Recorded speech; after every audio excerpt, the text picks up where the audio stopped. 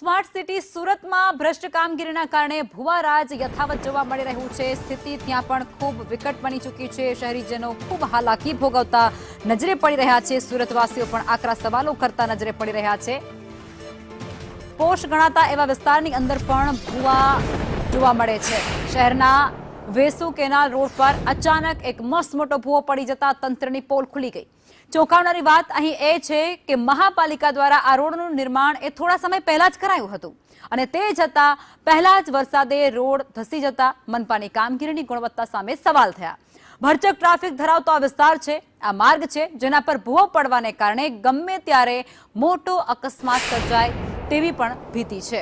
કરોડો રૂપિયાના ખર્ચે બનતા બિસ્માર રસ્તાઓ હવે થઈ ચૂક્યા છે, કારણ કે આ રસ્તાઓ બનાવવામાં લાખો નહીં પરંતુ કરોડો રૂપિયા ફાળવવામાં આવે છે, વાપરવામાં આવે છે અને માત્ર ગણતરીના દિવસોમાં જ પહેલા સામાન્ય વરસાદમાં જ આ રસ્તાઓ ધોવાઈ જતા સુરતની જનતા હેરાન પરેશાન થઈ ગઈ છે।